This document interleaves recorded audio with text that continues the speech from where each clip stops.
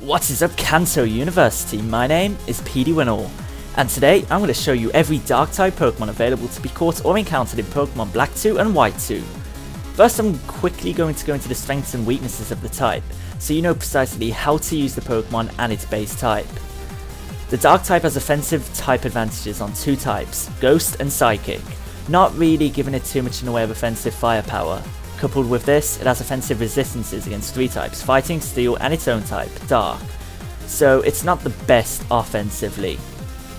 I'd like to say it fares better defensively, but it doesn't so much, only having two resistances, and one of them is its own type, and Ghost, and two weaknesses, Fighting and Bug.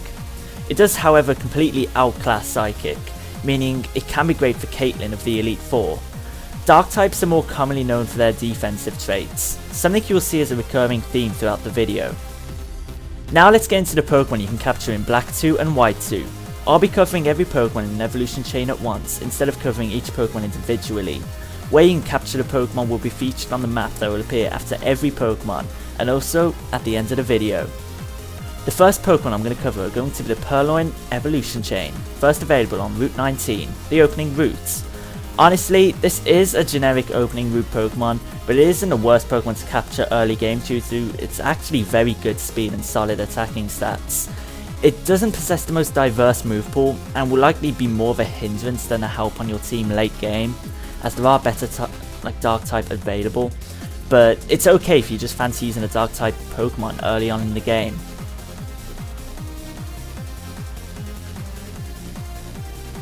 The second Pokemon I'll cover isn't going to be a Dark type right out of the gate, it instead evolves into one through leveling up at night while it's happy. These Pokemon are going to be Eevee and Umbreon, and I must say I really like these Pokemon. While it fares better in online competitive play, it comes packed with a wonderful defensively minded move pool, and the stats to match, a great ability being able to hinder the more tactical in-game trainers, and really isn't that difficult to obtain. It won't be dealing your team's biggest hits, but if you fancy putting together some great strategies, it's a very fun Pokemon to use.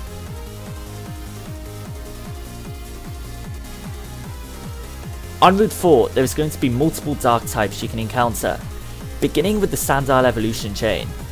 This comes packed with a really solid dual typing, Ground, making it very competitive against the next gym at that point in the game, Electric, so that is something to consider.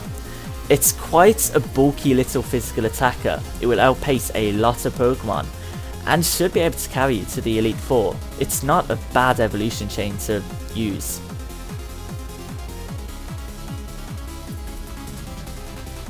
The next Pokemon are going to be the Scraggy evolution line, and is one of the Pokemon in this video where it evolves just a little late for my liking. For a lot of the game, you'll be struggling with a Scraggy, and while level 39 isn't too late comparatively, it'd still be more of a hindrance for a lot of the game. Once evolved however, it turns into a fantastic wall with a bunch of good physical stats. And honestly, in the main story of this game, I'd say this may be a better Pokemon to use than Umbreon.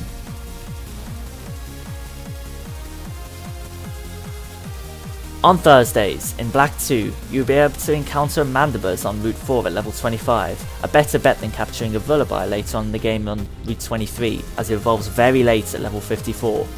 Defensively, this thing is an absolute monster with great HP, defense and special defense, but in game, it's just a little harder to take advantage of that. It can make a great flying type for your team, and once again, it won't pack your team's biggest hits, but it's still a good Pokemon nevertheless.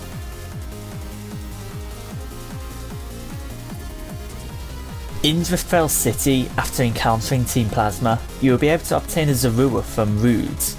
I used one of these in my Pokemon Black 2 playthrough on my channel, and I really enjoyed using it. Its move pool is perhaps a little bit limited, but overall it has the perfect stats to be a mixed sweeper, and fulfills that role absolutely fantastically. You will also have the benefit of getting boosted experience, as it's a gifted Pokemon, so it will be very easy to train. Good choice.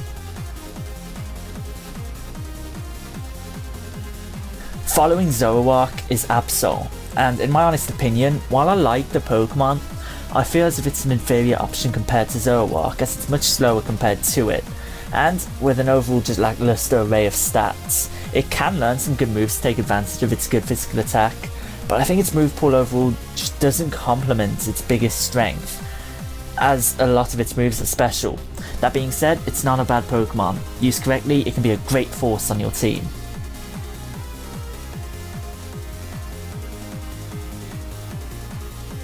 Up next is another Pokemon that evolves very late, but you should have it just in time for the Elite Four. This also means that you'll have to struggle with its base evolution for a long time too, however. Pawniard and Bisharp are Pokemon that, due to its Steel subtype, compact with absolutely incredible physical stats, barely being able to be matched by anything else in the game. Also due to its great typing, it has a ton of resistances, but beware of its ×4 weakness to fighting. It has a very solid move pool, not the greatest, but you can definitely get by with it, so I would definitely suggest using it if you're willing to get over the hurdle of its late evolution.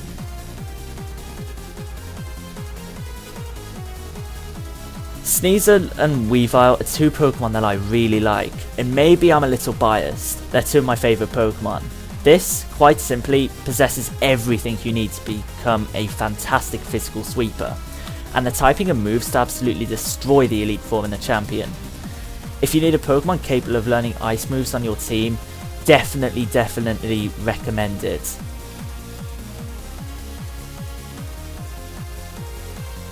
So the next evolution chain I'm going to cover is going to be arguably the best in this video, due to its pseudo-legendary status. The Deino evolution chain is absolutely fantastic, excelling in literally every single stat, has such a diverse move pool, and Hydreigon, the final evolution in the chain, having a wonderful ability to combat one of the most prominent types in the game.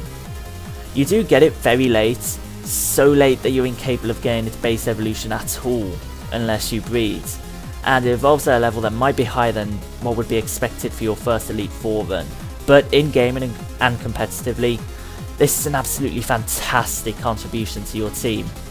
It's obviously recommended.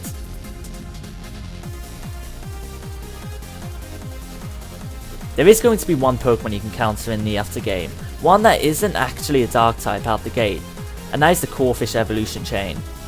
At this late stage in the game, you probably won't need a Water type, but if you want to use it competitively, you get an actual pretty great physical attacker, but nothing else really stands out. You can take advantage of its same type attack bonus physical moves, and get some real use out of it. Just be careful who you pit it against, and you'll be set. I really hope you enjoyed this video. Feel free to leave any feedback, be it positive and negative. Just remember that a lot of this video has been based on my own personal opinion. And if you want to see more from me, you can come check out my channel. Right now I'm making a Pokemon Platinum Nuzlocke, just as informative to this video. I'll stop self-promoting. Feel free to subscribe to this channel, Kanto University, and until next time, peace out.